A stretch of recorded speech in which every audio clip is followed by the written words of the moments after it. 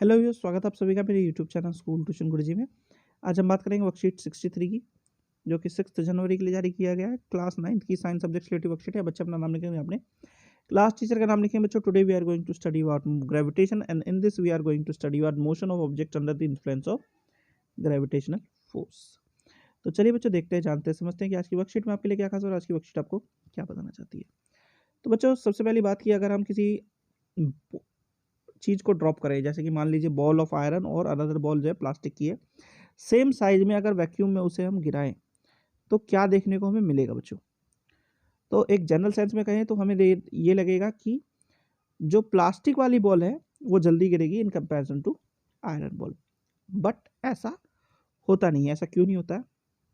कि every object is attracted toward the earth by the gravitational force due to which acceleration due to gravity is produced, यानी कि small g produce होता है। अब acceleration due to gravity does not depend upon the mass of the object. वो mass कितना है object का, इस पर डिपेंड नहीं करती। कहाँ पे? जब कोई वैक्यूम वाली कंडीशन हो जाए बच्चों।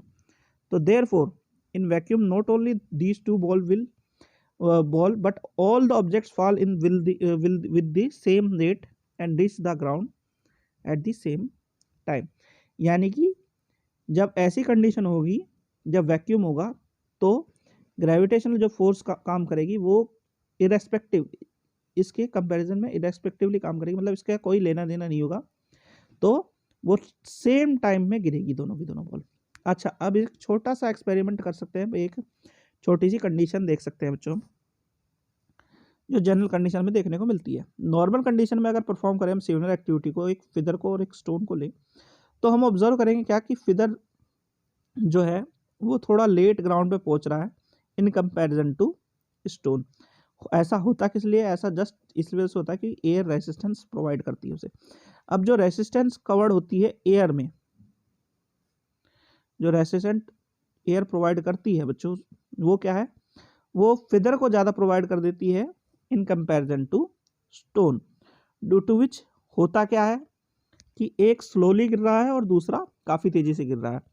बट अगर बात करें कि हम सेम एक्टिविटी को वैक्यूम में परफॉर्म करें, तो वहाँ पे एयर नहीं होगी, तो सारे के सारे ऑब्जेक्ट फ्रीली फॉल करेंगे और सेम रेट पे फॉल करेंगे, जो कि है एक्सेलेरेशन ड्यू टू ग्रेविटी, यानी कि स्मॉल जी हमारा, और सेम रेट पे नीचे भी पहुँचेंगे। ठीक है बच्चों।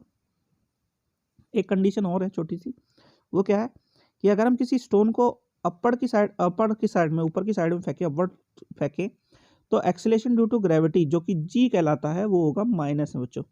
उसका कारण ये है कि हम against the direction of gravitation force काम कर रहे हैं। और अगर हम स्टोन को या ऑब्जेक्ट को नीचे की साइड में गिरा रहे हैं, तो वो ग्रेविटेशन फोर्स के साथ में काम कर रहा है, तो ये पॉजिटिव में हो जाएगा बच्चों जी। ठीक है। अच्छा, आगे क्या कह रहा है बच्चों? ये आगे कह रहा है, near the earth surface the distance from the centre of earth can be taken as almost equal to the radius of the earth. As earth is very large so the value of g is considered constant near the surface of earth. तो होता क्या है बच्चों? Therefore all equation of motion for falling object like stone under the influence of gravity acceleration a can be replaced by the acceleration due to gravity g and can be written as this: v is equal to u plus gt, s is equal to ut plus half gt square, 2gs is equal to v square minus u square बच्चों। ठीक है। अब जरा question answer देख लेते हैं बच्चों। Question number 1 है, we drop a piece of paper and a thick iron nail from the same height at the same time in vacuum, then which object will reach the ground first? तो both will reach at same time। कारण कि जो G है उसके influence में काम करेंगे और G M से कोई लेना देना नहीं रखता इन केस ऑफ वैक्यूम। ठीक है। तो ये दोनों के दोनों सेम टाइम पे नीचे गिरेंगे बच्चों। क्वेश्चन नंबर 2 है, why acceleration due to gravity is taken as minus g from for an any object thrown upward in direction. तो ऑब्जेक्ट क्या कर रहा है? Against the direction of gravitation force काम कर रहा है, जिस वजह से हम इसे नेगेटिव में लेते हैं। अगर डायरेक्शन ऑफ ग्रेविटेशन फोर्स काम करता है तो ये इसे पॉजिटिव में लेते हैं बच्चों।